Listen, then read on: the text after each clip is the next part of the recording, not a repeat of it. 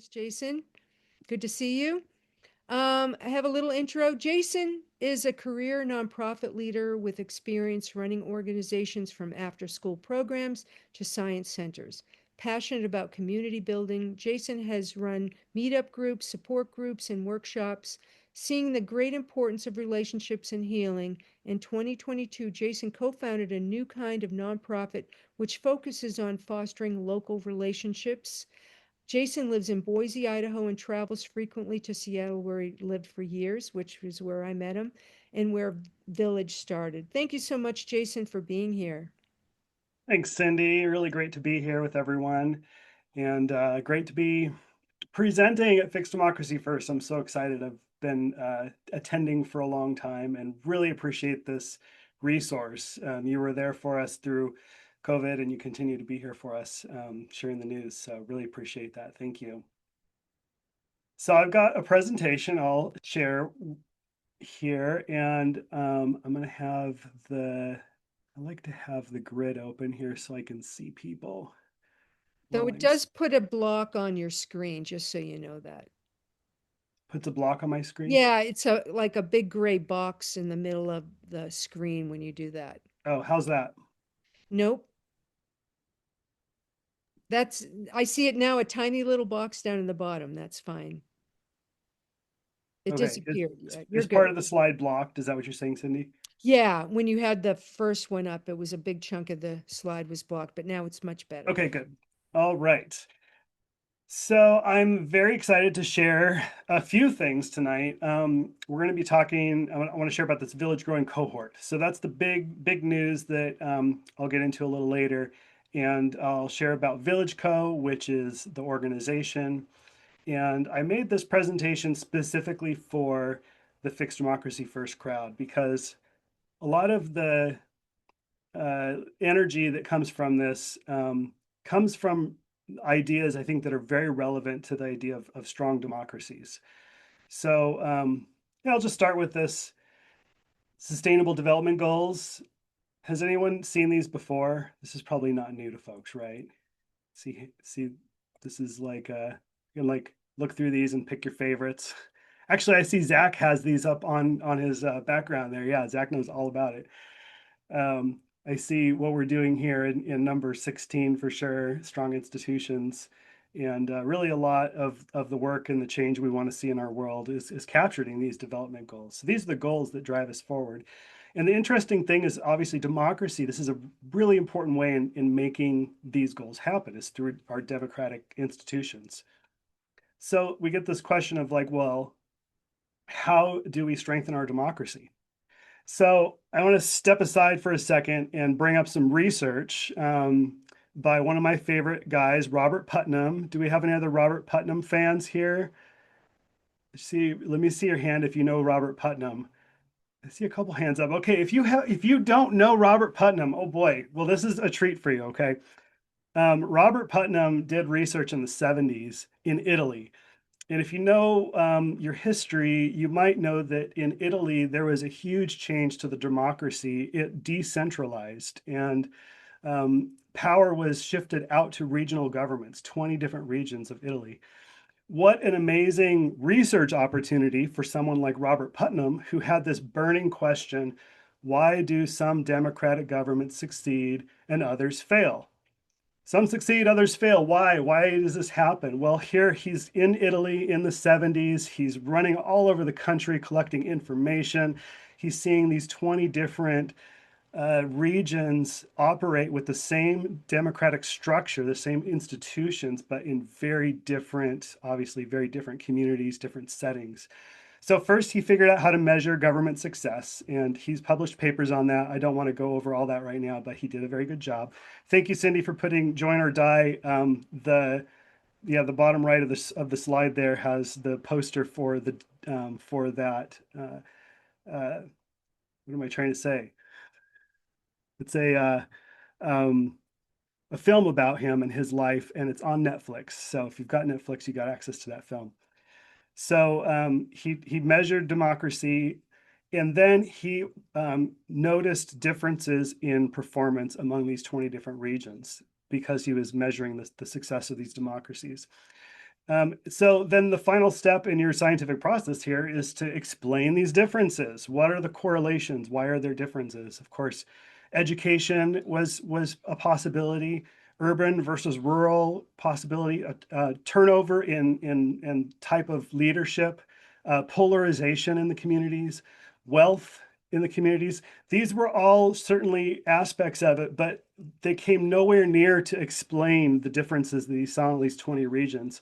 So he kept searching and searching. And of course, the graph here shows what the strongest correlation among all those that I just named, far stronger than all of those, was social capital, civic community. So Robert Putnam kind of helped us coin this term, social capital. And his research really shows that it comes from the bottom up, that our strong institutions come from strong connections locally. Okay, so just to play a little trailer. This is here. Bob. Bob's a big fan of clubs. I belong to everything. That's my high school bowling team. I'm the tall one in the middle. And this is a film about why you should join one, and how Bob discovered that the fate of America depends on it. Harvard professor and award-winning writer Robert Putnam. You've been described as the poet laureate of civil society. Robert D. Putnam, for deepening our understanding of community in America. He made people pay attention to a concept that most people had never paid attention to. Social capital. Social capital. Social capital. Social networks have value. I'd like to call on Professor Robert Putnam, who gave us the concept of social capital. The number of people who know one another's first name, the number of people who take part in community organizations, the level of trust and reciprocity in the community. The places that have better government are the places that have a long history of social networks and social capital. Your chances of dying over the next year are cut in half by joining one group. Okay, so now we all know Robert Putnam, what a guy. And that last comment he made about the chances of dying cut in half by 1 year just or cut in half by joining one club is another aspect of this whole thing, which is social health. That we are healthier as individuals when we're connected socially. So that's another presentation though.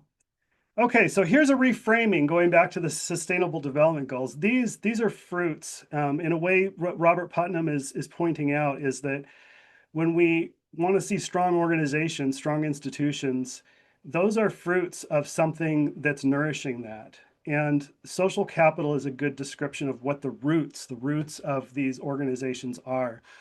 So the fruits of communities come from the roots of social capital. And that's it's not very intuitive. It feels like we should be focusing on these specific things. Of course, all kinds of actions are a part of the whole, but a lot of the actions we take are themselves rooted in our social capital, that we tend to go with friends to rallies. We tend to work in organizations. We tend to build community around organizations, just like fixed democracy first. So it's the relationships that are actually the most important part of all of this. Okay, so now we're going to dive a little into Village here. So we have a model that's based in this concept of roots and fruits. So we're thinking of all the fruits of healthy community, mutual aid, volunteering. And instead of focusing on generating those activities, we're going into the plant of our communities and into the roots and nourishing relationships. So we nourish these relationships with meaningful conversations, community engagements, shared space and shared responsibility. These are things that show up in every kind of successful organization. And the centerpiece of all of this, probably the most important part, is that regular local gatherings, gathering regularly, just like we're doing tonight, coming together regularly. It's so valuable and so important. So this is how we structure ourselves as an organization. What we're trying to do is bring that time that we're spending together into a deeper layer, a deeper level. So a village gathering has a few different common components. We do community connections. We spend time one-to-one meeting with each other. We do a grounding. We do an acknowledgement. We do groundings in order to kind of create that feeling of safety and to kind of regulate ourselves. We do an acknowledgement because there's lots of things to be talking about and sharing about and diving into. And so we want to pass the mic essentially to let everyone have an opportunity to share and talk. And then we have open space conversations. And these are all examples of liberating structures, which is a very important idea, that we want to come together in a way that doesn't overstructure things and instead is structured lightly enough that allows people to express themselves and be vulnerable and really get to know each other. So what we're doing is we've packaged this program and in a couple of other components of the model into this like club-like structure. And so this club we call it a village, and these are running in neighborhoods. So the idea here is like you would go to like a Toastmasters club or a Rotary club that exists in our cities. Well, we've got this structure where you can start a club for your neighbors. And I'm talking about literally your neighbors, like your street, the couple of streets around you. And we're seeing this work really well. We have one that's running in Tacoma is a condo building. And so the condo building has a village running and having those regular gatherings, nourishing those relationships. Okay, so how are we growing these villages? This is now the project of the Village Growing Cohort, and kind of moving into this moment in time here in January 2026. Wow, so much going on. Already feel overwhelmed by listening to Cindy's intro there of the news. So much happening in the world. And here's another thing to know that's happening, to bring a little light into your life. We are bringing together hundreds of people all over the world to start these little clubs in their neighborhoods. It's going to be so fun. So this is our Village Growing Cohort. There's 3 components to it, 3 kind of phases: learn, practice, grow. So the first phase is learn. So this is the start of the cohort, January 26th. It's a Monday. There's a QR code there to quickly register with your phone if you'd like. And you can also just go to villageco.org and pull all this information up. It's a 90-minute call just to kind of go over our approach, talk a little bit about the gathering program and kind of what the rest of the program will be like. So once we complete that call, we move into phase 2, which is practicing. So we do online village gatherings twice a week so that it's accessible. We have different times, so it's accessible for people in different parts of the world, different time zones. And in these online gatherings, you practice hosting, you practice filling roles, you kind of practice this method, this village style of gathering. And so once you have attended a few times and you get comfortable with facilitating, then it's time to move into your local community. So that's phase 3, which is growing a local village. This is not something that's done alone. We typically encourage people to bring 2 or 3 others from their area with them to these calls to practice. And then we have regular Monday calls to support village leads from all over the place. And so on Mondays, we have this community of practice where you can share where you're at, get encouragement. And there's more there about a method to start a gathering, which has 5 milestones. Right, so that's kind of the Village Growing Cohort. So where is this project rooted? Like how are we sustaining this? And that leads us to VillageCo, which is our nonprofit organization. Pretty unique organization. We're all volunteer. We're sociocratically governed. Our vision is a locally connected world. And our mission is to expand capacity for community with simple tools and practices that deepen connections. We're saying that we expand capacity because we already have this capacity for community. We just want it to grow a little, and we just need a little help getting there. And we want to deepen these connections because we're already connected. We're just not connecting deeply. So the roots of this tree, I'm pointing here to our organization, VillageCo, organized sociocratically. So we have volunteers that are organized into circles. Circles are empowered to make decisions in their domains. So we're very decentralized. And like I said, we're all volunteers. We're all kind of coming in with different things. And so it takes us a little while. We've been at this for years. But it's very minimal, low resources are needed to keep going. And we've been, like I said, we've been at it. We incorporated in 2022, and village projects we've been experimenting since 2020. In fact, Cindy was at our very first village gathering in West Seattle in 2019. So here's some ways that you can engage with what we're doing. We're using this word village, such a powerful word, right? Like village, like what would it be like if our community, if your neighborhood was a village or felt like a village? What does it mean to be a villager? You know, there's lots of conversations we can have around this. So yeah, if you love that idea of village, we're online. You can find us on all the social medias. Anything that you're doing on social media, you'll find us. You can follow along, join in the conversation there, share what we're doing. We love that. There's a village in your area, join one. There's one in Seattle. We have a Seattle village running. So you're welcome to join us there. You can lead a village. You can join this Village Growing Cohort and start one in your area. We also have villages that start in communities. We have a village on online communities like Deep Transformation Network and Emergent Commons. And we have a village in a yoga studio. And so they can be started as a club. You know, you can open it wherever you want.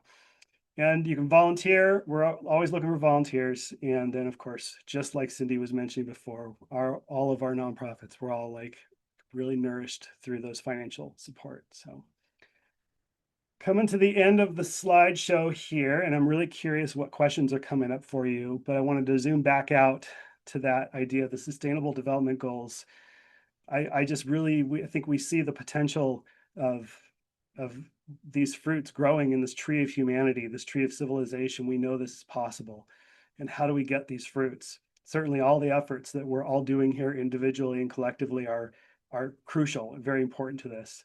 And let's not neglect the roots as well. Let's not neglect our neighbors and getting together and spending time with each other. So please spread the word, let people know this is happening. Like I said, January 26th is the kind of the kickoff.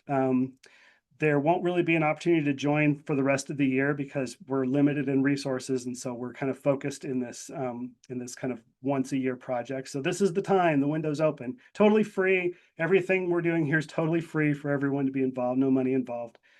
And yeah, and everyone here is, even if you're not really sure you want to start a village, you're welcome to join the info session, come learn more about what we're up to. Okay, that was fun. I'm glad I had a chance to share all that. I'm especially glad I got a chance to share about Robert Putnam, because that dude's pretty cool. And I think that research is very important. And that documentary is really worth seeing. Plus, he just came out with a new book 2 years ago called The Upswing. And it's a great story because before we had the decline, of engagement in our churches and our civic society, before that decline, there was an upswing, there was a growth. What was that like? What were the conditions that were nourishing the growth?